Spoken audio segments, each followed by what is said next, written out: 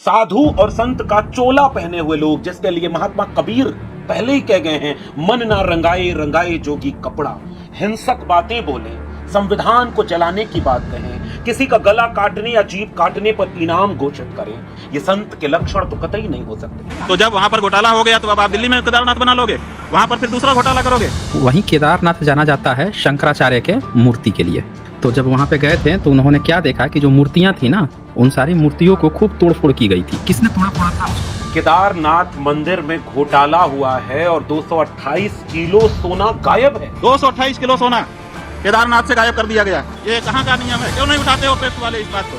बताइए, अब ये तो गलत नहीं ना हो सकता है कि उनकी मूर्ति का फिर दोबारा से जाके वहां बनवाया जा रहा है। तो आपको कौन वो व्यक्ति था जो बता रहा था कि वहां पे चमत्कार हो गया है और क्या हो गया है, क्या हो गया है? सोचिए, कौन लोग थे वो जो आपको ऐसी बातें बता रहे थे? 2013 में बताइए, शिव जी की मूर्ति गई, जो वहाँ के शंकराचार्य थे उनकी भी मूर्ति, जो पुरानी मूर्ति थी, वो भी चली गई। 8वीं शताब्दी का शिव मंदिर भी इस आपदा की वजह से क्षतिग्रस्त हुआ था। गंगा ने जब रौद्र रूप धारण किया था तो विश्व पटल पर अपना स्थान बना चुकी भगवान शिव शंकर की मूर्ति भी उसी गंगा में विलीन हो गई थी। हालांकि आज इसे पुनः स्थापित कर दिया गया है। कबीर साहब कहते हैं कि कबीर कलयुग कठिन है, साधु न चीन्हे कोई, और कामी क्रोधी मस्खरा तिनका आदर होए।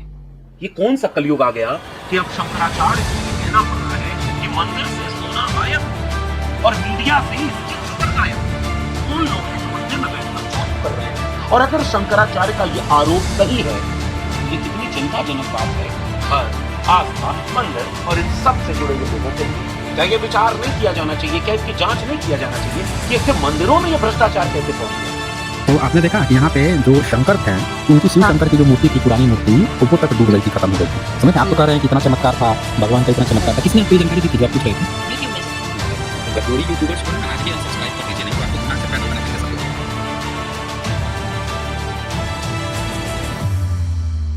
सब। एडमी आए हुए हैं। हाँ जी एडमी, बताएं क्या कहना चाहते हैं? नमस्ते। नमस्ते। हाँ जी नमस्ते जी, बताइए। हाँ, तो सबसे पहले आपने केदारनाथ का नाम तो सुना ही होगा।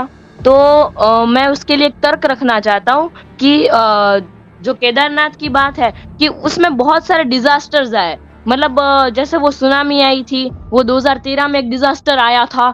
तो उस डिजास्टर में भी उस मंदिर को कुछ नहीं हुआ, मतलब लिटरली कुछ नहीं हुआ। और जब उस पर रिसर्च की गई उस मंदिर पर, तो रिसर्च करने से ये पता चला कि उसमें एक ऐसी साईफाई टेक्नोलॉजी है, मतलब टेक्नोलॉजी है कि उसमें जो ब्रिक्स होते हैं वो मतलब कुछ इंटरलॉक टाइप के होते हैं। तो रिसर्च पर ये पता चला। लेकिन अभी वो तो हाल ही में डिस्क्राइब हुई थी। तो वो तो अभी हाल ही में डिस्क्राइब हुई थी, लेकिन फिर भी उसके बावजूद मतलब उस टाइम पर भी ऋषि मुनियों को वो अपने तप से, मतलब अपने भगवान के प्रति आस्था से उन्होंने ये मतलब इन्वेंट कर दिया था, और ये बात हमें आज पता चली। तो आप तो पहले अपनी उम्र बताएं, आपकी क्या उम्र है? हाँ, तो मैं 18 ईयर्स का हूँ। मैं और मेरा अच्छा, भाई भी है 18 मेरे ईयर्स के। साथ। अच्छा जी, आपने केदारनाथ की बात बताई ना? हाँ। अरे कब वहां पे बाढ़ आया था? ये सर मैंने जो डिजास्टर की बात की वो अराउंड 2013 के आसपास। तो उसमें कितने लोग मरे थे? नहीं सर, वो मंदिर बंद ही था। वो डिजास्टर की बात मुझे ज्यादा पता नहीं है, लेकिन ये पता है कि उस मंदिर को उसके बाद कुछ नहीं हुआ था। नहीं, हम पूछ रहे हैं इंसान कितने मरे थे वहां पे। सॉरी सर, ये नहीं पता हमें। तो आपको मेन चीज तो पता ही नहीं है। ये बताइए, पत्थर को नुकसान या इंसान को नुकसान, कौन सा बड़ा है? इंसान को। आपने घर बनवाया, बाढ़ आई और इंसान सारे बह गए, सब मर गए, और घर आपका दीवार कुछ बचा रह गया, तो वो किसकी शक्ति कहलाएगी? हाँ, तो मतलब इंसान मरे तो वो ज्यादा नुकसान हुआ। तो आपने ये पता लगाया कि वहां कितना इंसान मरे थे? नहीं, मैं भी सर्च कर लूं? कर लीजिए। हाँ। ये तो बड़ी अच्छी बात होगी। मैं एक आपको स्क्रीनशॉट शेयर कर देता हूँ। 13 हाँ। जून 2013 को आया था ना, ये पहले देख लीजिए। जब भी इस तरह के सवालों का जब आप खोजना हो तो हाँ। सिलसिलेवार ढंग से पहले ये चीज समझते हैं कि उस डिजास्टर से नुकसान क्या हुआ। आपको साइंस समझना है ना, तो हाँ। इस तरह से समझिए। ये आप देख रहे हैं स्क्रीन पे क्या लिखा हुआ है? केदारनाथ में 13 जून 2013 का वो मंजर, जब लाशों के ढेर और गंगा के प्रकोप से भगवान भी नहीं बच सके। क्या लिखा है? प्रकोप से भगवान भी नहीं बच सके। अब बताइए, भगवान तो खुदे नहीं बच सके, आपको व्हाट्सएप न्यूज में किसी ने कुछ और पढ़ा दिया है। यहाँ पे ये देखिए, ये पढ़ेंगे आप? पूरा पढ़ेंगे क्या लिखा है? यहाँ लिखा है। उत्तराखंड के सर थोड़ा ज़ूम। हाँ, पढ़िए। और ज़ूम कर दूँ? हाँ, थोड़ा-सा। हाँ, अब दिख रहा है? हाँ, पढ़िए। हाँ। उत्तराखंड के चमेली में आई प्राकृतिक आपदा ने साल 2013 में केदारनाथ त्रासदी की याद दिला दी है। साल 2013 में उत्तराखंड की कुदरत ने कहर बरपाया था। इस महाप्रलय में लाशों का ढेर लग गए थे। हजारों लोगों की मौत हो गई थी, जबकि हजारों लोग लापता हो गए थे, जिनकी आज भी कुछ जिनका आज भी कुछ पता नहीं चल पाया है। 8वीं शताब्दी का शिव मंदिर भी इस आपदा की वजह से क्षतिग्रस्त हुआ था। देखा आपका? क्या लिखा है इसने? 8वीं शताब्दी का शिव मंदिर भी इस आपदा की वजह से क्षतिग्रस्त हुआ था। आपको क्या बताया गया था? कि आज भी मंदिर को कुछ नहीं हुआ वैसे। बताइए। जबकि वो भी क्षतिग्रस्त हुआ था। खैर, ये 8वीं सदी बताया है, 8वीं सदी का नहीं है, वो मैं बाद में बताऊँगा। पहले मैं आपको और भी इसके पॉइंट्स जो हैं वो पढ़ा देता हूँ, क्योंकि जो खबरें आपके पास पहुँचती हैं ना बच्चों के पास, व्हाट्सएप न्यूज़ की पहुँचती है। अब ये पढ़ें क्या कैसे हुआ था? पढ़ लीजिए इसको। हाँ। केदारनाथ में जून 2013 को क्या हुआ था? 13 से 17 जून के बीच उत्तराखंड में असामान्य रूप से बारिश हो रही थी। इसकी वजह से चोराबारी ग्लेशियर पिघलकर मंदाकिनी में गिरने लगा। नतीजन नदी का जल स्तर तेजी से बढ़ने लगा और बहाव भी तेज हो गया। इससे बनी बाढ़ का असर उत्तराखंड के साथ ही हिमाचल प्रदेश और पश्चिमी नेपाल में भी हुआ। इस भयंकर बाढ़ की वजह से भूस्खलन भी हुआ, जिससे जान माल और बेहिसाब नुकसान पहुंचा। क्या कह रहा है? बेहिसाब नुकसान पहुंचा। अब बताइए हाँ। कि ये कौन सा साइंस था भाई कि इतना नुकसान भी पहुंच रहा था और आपको बताया जा रहा है कि बहुत साइंस था, बहुत साइंस था। और पढ़िए, ये देख रहे हैं आप? हाँ। और ये पढ़िए। माना जाता है कि इस त्रासदी में लगभग 5,000 लोगों की मौत हुई थी। उस समय आपदा में 4200 से ज्यादा गांवों का संपर्क टूट गया था। बड़ी संख्या में लोग बेघर हो गए थे। 11,000 से ज्यादा भवनों का आंशिक नुकसान पहुंचा था। 172 छोटे बड़े पुल बह गए थे और कई 100 किलोमीटर सड़कों का अस्तित्व खत्म हो गया था। 1308 हेक्टेयर कृषि भूमि को आपदा ने लील लिया था।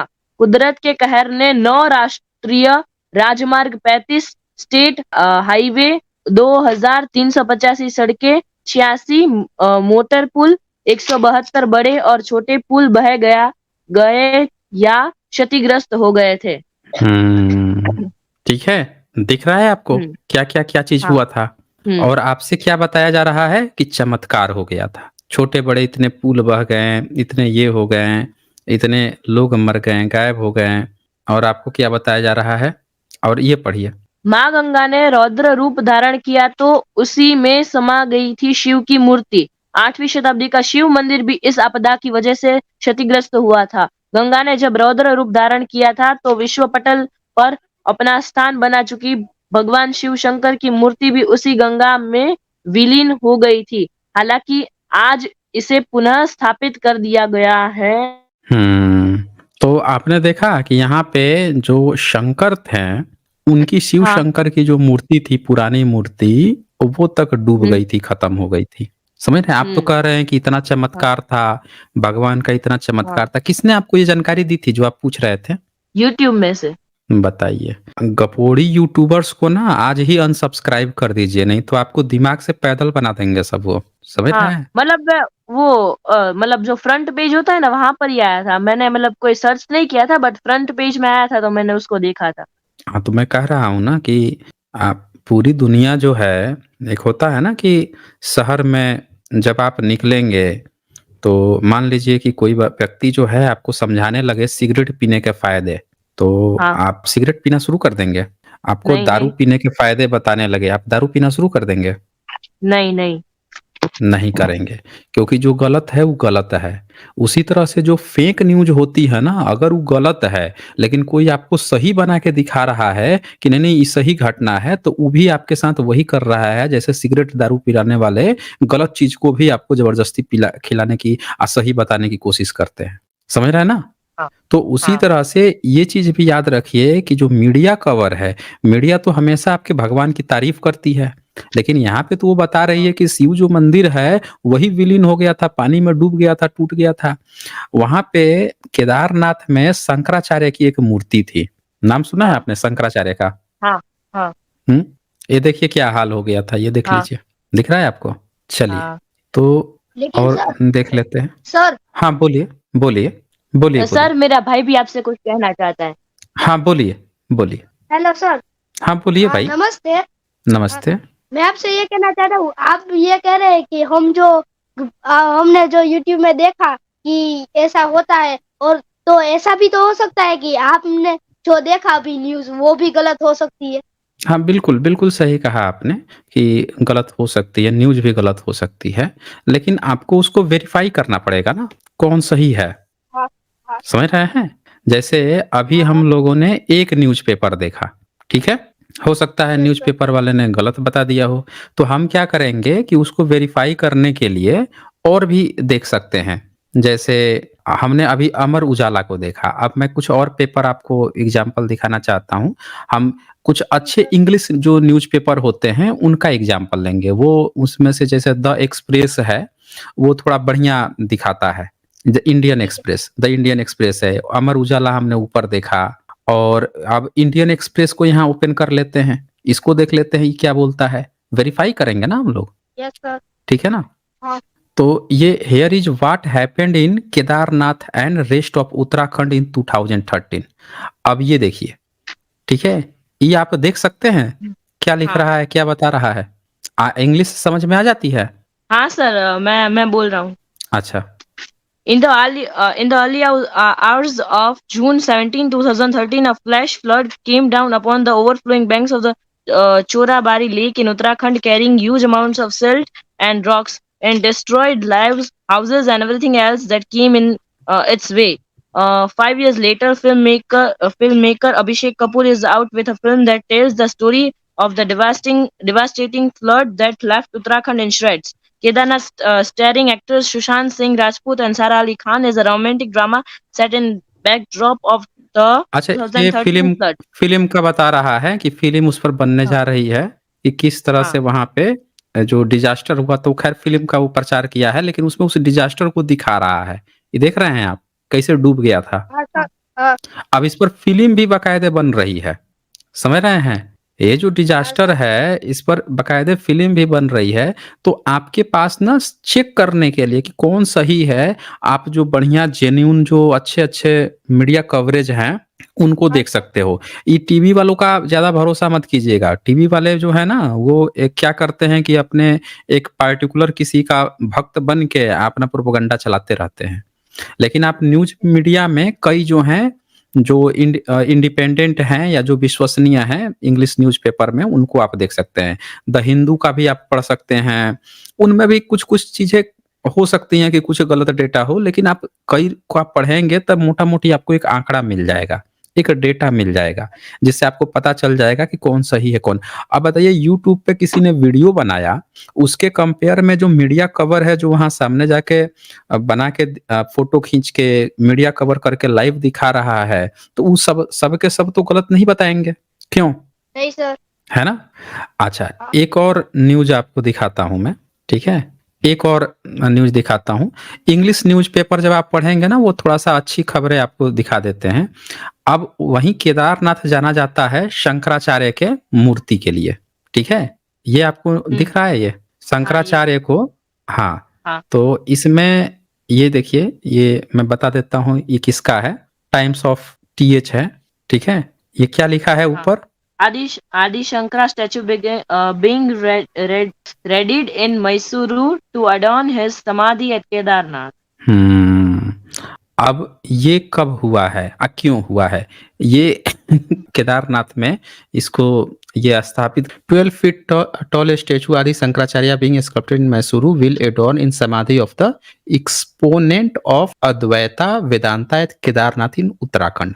अब ये बताइए उसके नीचे वाला लाइन पढ़िए जरा। हाँ. The samadhi was destroyed in the 2013 flash flood that hit Kedarnath and is now being restored by the Jindal Social Works. क्या मतलब हुआ इसका, बताएंगे?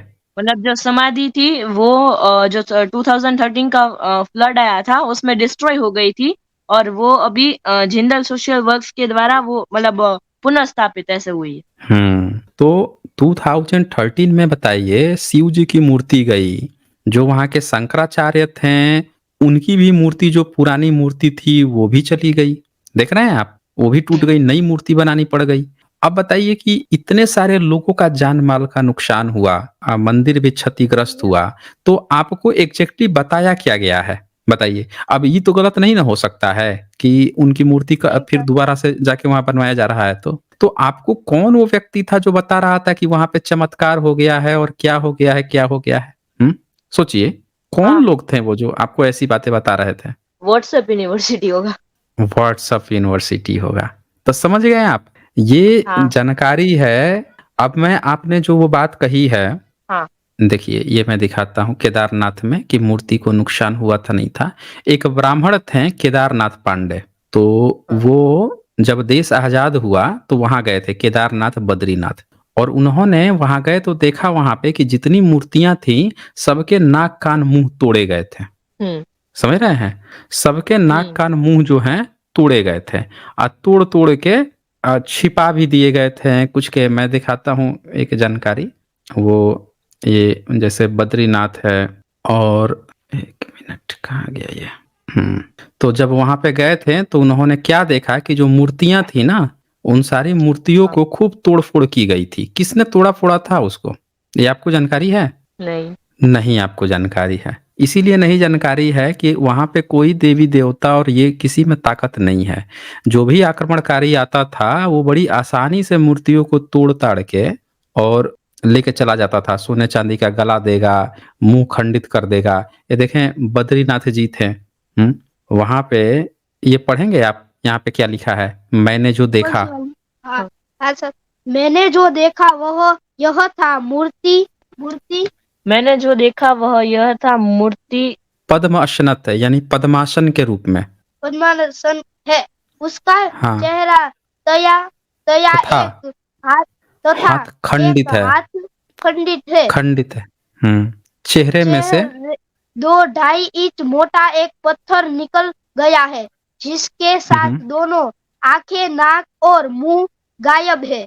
हाँ, अब सोचिए जरा आप कि जो बद्रीनाथ हैं, वो बद्रीनाथ की जो मूर्ति थी, मेन मूर्ति थी जिसकी लोग पूजा अर्चना करने जाते थे, उनका एक हाथ तोड़ दिया गया था, खंडित हो गया था, और चेहरा जो था, फेस, उसमें से 2-2.5 इंच मोटा पत्थर निकल गया था, आंखें निकाल ली गई थी, कान और मुंह गायब था।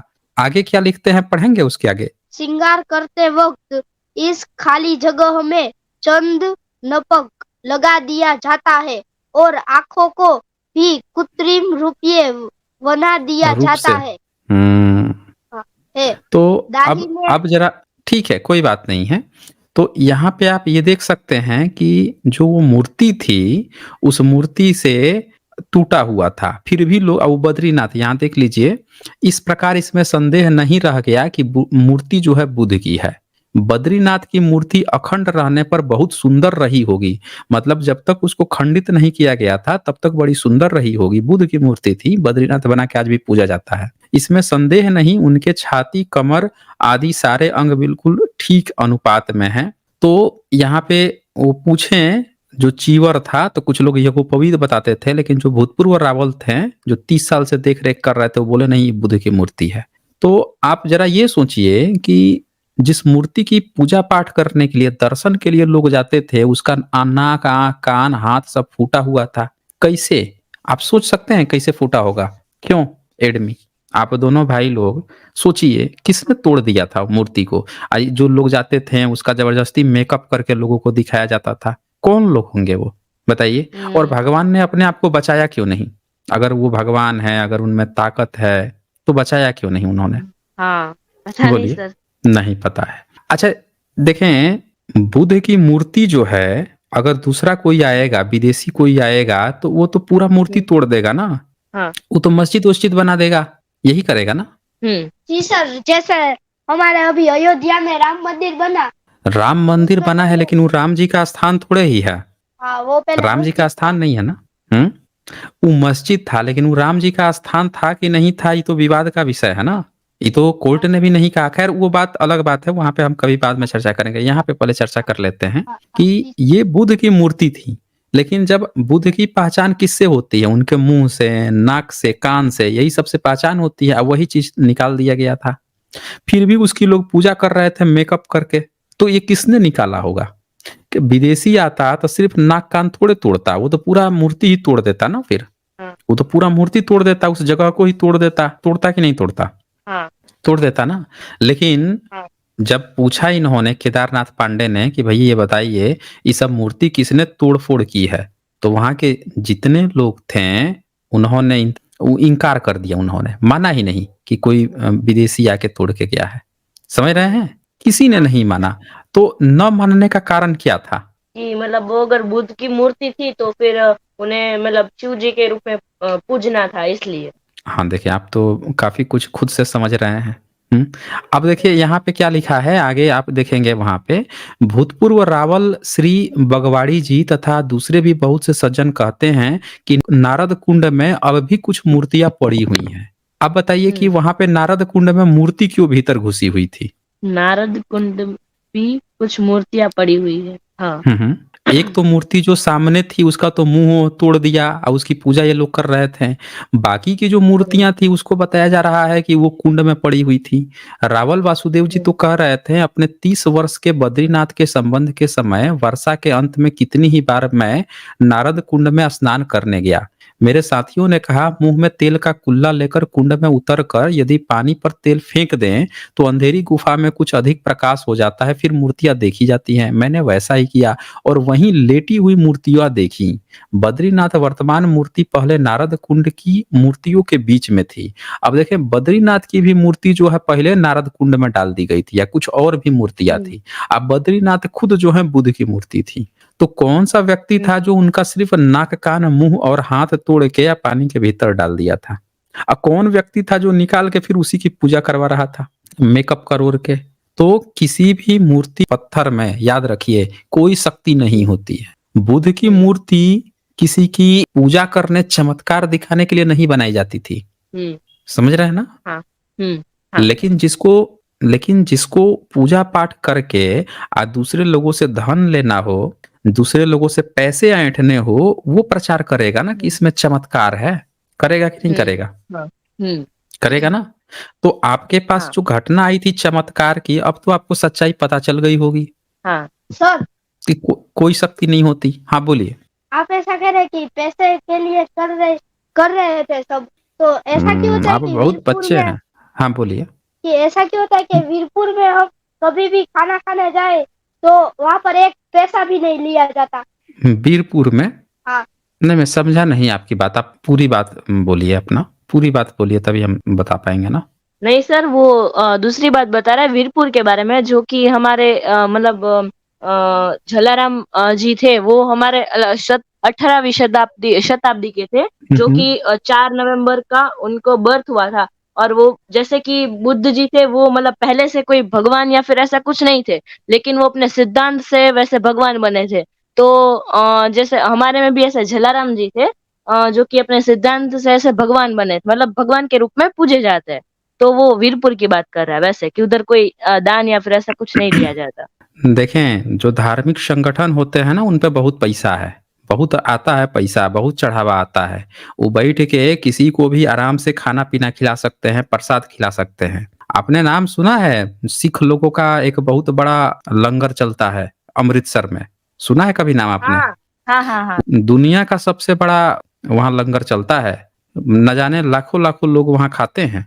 ये बात आपको पता है? जी सर। बोलिए। तो किसी को खाना खिलाना ये डिपेंड करता है, लोगों के ऊपर डिपेंड करता है ना। आपको पता है सम्राट अशोक का नाम सुना है आपने कभी? हाँ जी सर। उनका एक अभिलेख मिला, पिलर इंस्क्रिप्शन मिला, जिसमें उन्होंने लोगों को बता रखा था, उसमें लिखा था कि कोई भी व्यक्ति अगर किसी बौद्ध संघ में आएगा तो 3 दिन तक उसको फ्री में खाना दिया जाएगा। 3 दिन तक आप फ्री में जाके खाना खा सकते थे। आज का कहानी थोड़े है, ये सम्राट अशोक का है। आज भी भारत के जितनी भी चीज़ है आप मानते हैं। अच्छा आप ये बताइए मंगलवार को थर्सडे को आप नॉनवेज खाते हैं? नहीं, हम सर, नॉन वेज हिंदू नहीं है। खाते हैं। हम हिंदू है। अच्छा प्योर वेजिटेरियन हैं? हाँ जी सर। आप हिंदू हैं? आपने कहा आप हिंदू हैं? हाँ। कैसे आप हिंदू हैं? समझा नहीं सर, समझे नहीं। मतलब हिंदू आप कैसे हैं? आपका धर्म ग्रंथ कौन सा है? धर्म ग्रंथ तो हम भगवत गीता को मानते हैं। अच्छा भगवत गीता को मानते हैं, कोई बात नहीं है। और भी कोई धर्म ग्रंथ है आपका? हाँ, ग्रंथ तो बहुत सारे हैं। पुराण, मतलब ग्रंथ तो बहुत सारे हैं। भगवत पुराण हो गई, फिर रामायण हो गई, महाभारत हो गई। अच्छा एक बेसिक चीज मैं आपसे बात करना चाहता हूँ। आप लिपि समझते हैं? आपने जो यहाँ लिखा है एडमी, ये कौन सी लिपि में आप लिखते हैं? इंग्लिश, इंग्लिश में लिखा है।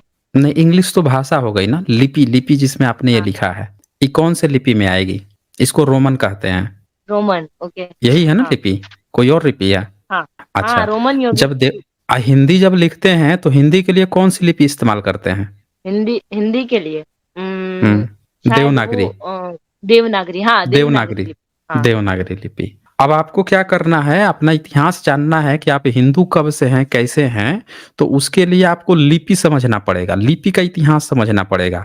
जब भी आपको कंफ्यूजन हो कि आपका असली धर्म क्या है तो लिपियों को आप समझिए। समझ रहे हैं ना? हम्म। मान लीजिए कि आप गांव में गए, अपने कस्बे में गए, बाहर निकले, कोई दूसरा व्यक्ति आपसे बात कर रहा है तो जो मुंह से सिर्फ बात करके उससे चले आइएगा, उसको क्या बोलते हैं? उसको मौखिक बोलते हैं। मौखिक। मौखिक बोलते हैं। मान लीजिए किसी दूसरे व्यक्ति ने आपके मुंह से आपको कुछ बता दिया, आपने सुन लिया, घर चले आए, तो घर आ गए और आपको कोई ज़रूरी है कि आप जब बड़े हो जाएँगे, आपकी शादी विवाह होगी, आपका जो छोटा बच्चा होगा, उसको जब आप वही चीज़ जो उसने सुनाया था, बताया था, एग्ज़ैक्टली वही चीज़ आप उसको सुना बता पाएँगे? याद रहेगा आपको? नहीं, पूरी नहीं। हाँ। नहीं पूरा याद रहेगा, कुछ अपने तरफ से जोड़-तोड़ के बता देंगे, है ना? हम्म। अच्छा आपका बच्चा को जो बताएँगे वो अपने बच्चे को भविष्य में जब बताएगा एग्ज़ैक्टली वही बात बता पाएगा? नहीं, नहीं। नहीं बता पाएगा, वो भी कुछ मिक्स कर देगा इधर-उधर। तो आपका इतिहास बर्बाद हो जाएगा। तो मौखिक परंपरा कभी काम नहीं आती है। यानी भाषा से कभी भी इतिहास आगे नहीं बढ़ता है। भाषा से आप अपना असली इतिहास कभी नहीं पता लगा सकते। भाषा हाँ। विज्ञान से आप उसमें पता बहुत लगा सारा सकते चेंज हैं। हो जा हाँ, उसमें बहुत सारा चेंज हो चेंज होता जाता है। है।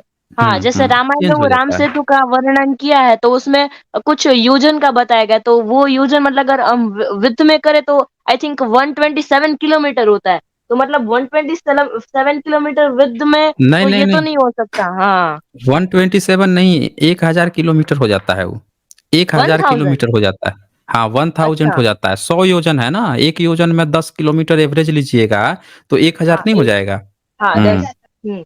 हाँ, 100 योजन और चौड़ाई हो जाएगी 10 योजन यानी कि 100 किलोमीटर। तो इतना लंबा चौड़ा तो होता नहीं है, झूठ बोल रहे हैं सब।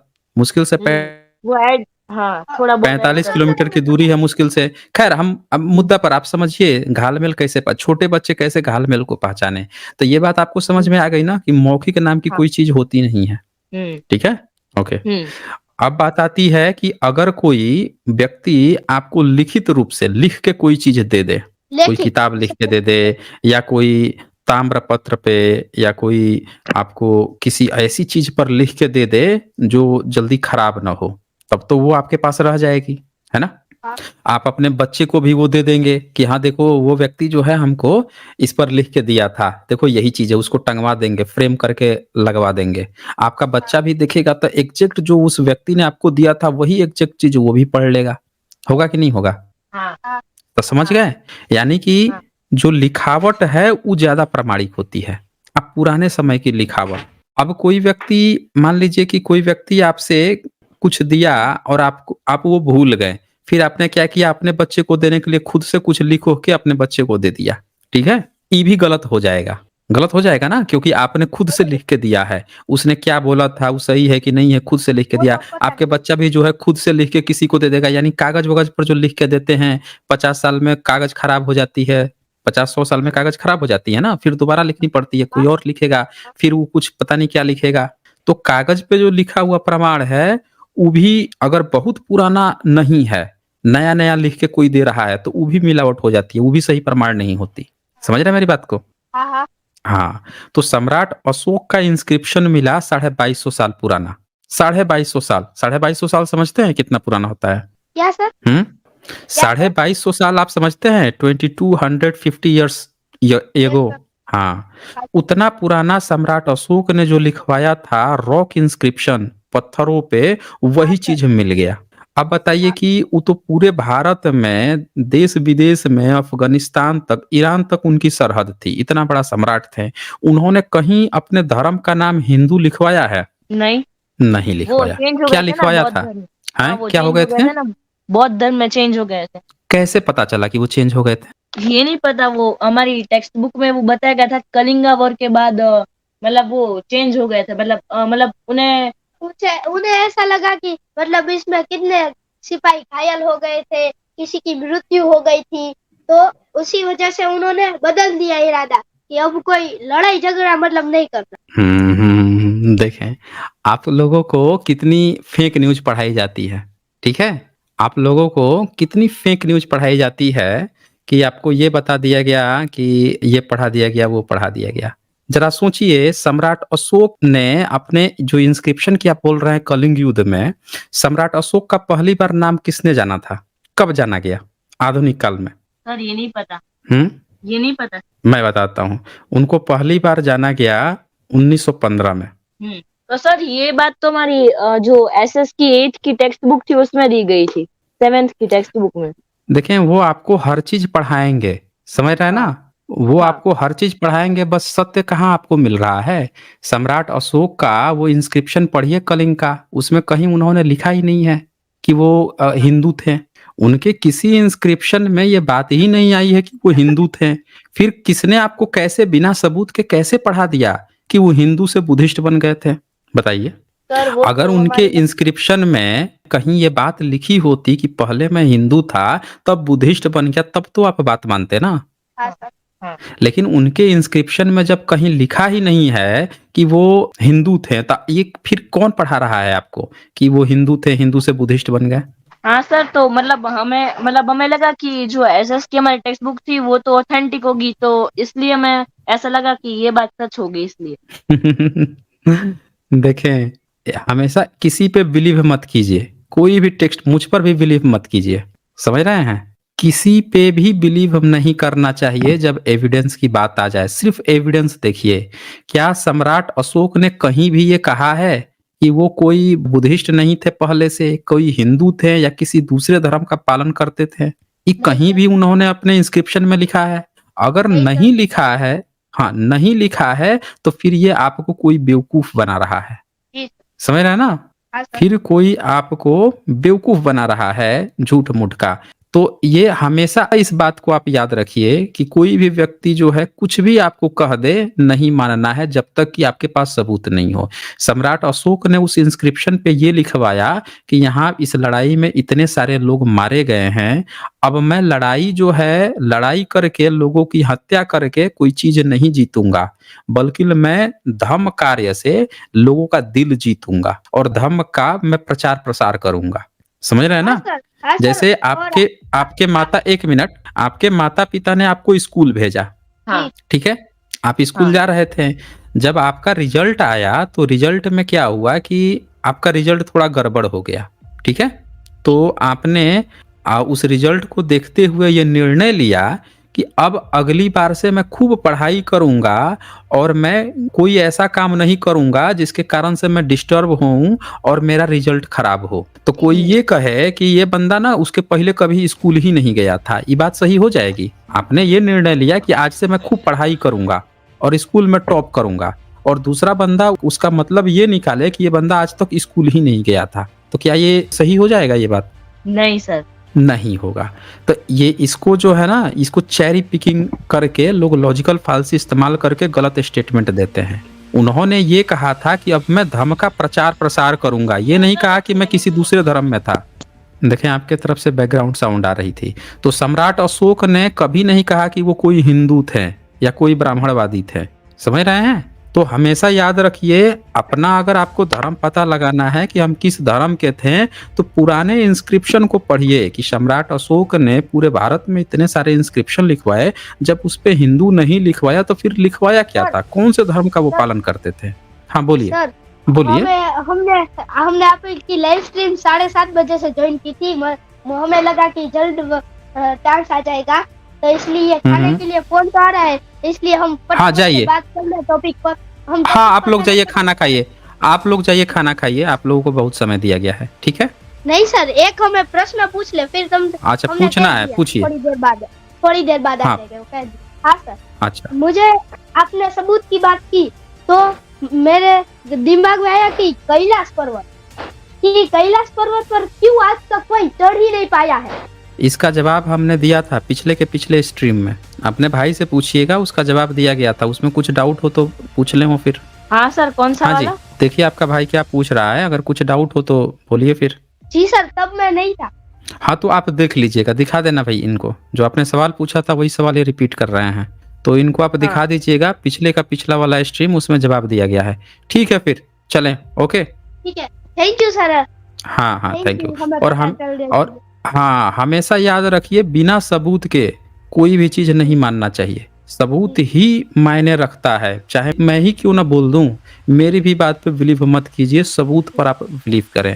सबूत को बार बार वेरीफाई करें, बार बार चेक करें, उसमें कोई बायसनेस नहीं होनी चाहिए। आप लोग नई युवा पीढ़ी है ना, हाँ। समझ रहे ना, कोई भी व्हाट्सएप यूनिवर्सिटी से कुछ भी आपके पास भेज के कुछ भी बरगला सकता है। ठीक है, फिर चले। और ये भी याद रखें कि सम्राट अशोक ने जब हिंदू धर्म का नाम ही नहीं लिया तो फिर वो कौन से धर्म का पालन करते थे, और जिस धर्म का वो पालन करते थे तो फिर हमारा धर्म अचानक से हिंदू हमको कौन बना दिया, हम कैसे हिंदू हो गए भाई। ये सब क्वेश्चन आप खोजिए, प्रश्न लगाइए, कौन हम पर हिंदू थोपा, कौन लेकर आया, कौन हमारा कोई धर्म परिवर्तन करा दिया क्या तो हिंदू में, ये भी आप चेक करें। बाबा साहब doctor Bhimrao Ambedkar riddles of Hinduism और एनिलेशन ऑफ कास्ट जैसे पुस्तकों में मंदिरों के ऊपर सवाल करते हैं। महात्मा ज्योतिबा फुले गुलामगिरी लिखते हैं और अपने लोगों को यह समझाने की कोशिश करते हैं कि पाखंड और अंधविश्वास से बचो। और हजारों साल की ये भारत की परंपरा है। तथागत बुद्ध आत्मा और ईश्वर दोनों को नकारते हैं। आजीवक मक्खलीपुत्र गोशाल श्रम और कर्म को सबसे केंद्र में मानते हैं, बाकी सबको नकारते हैं।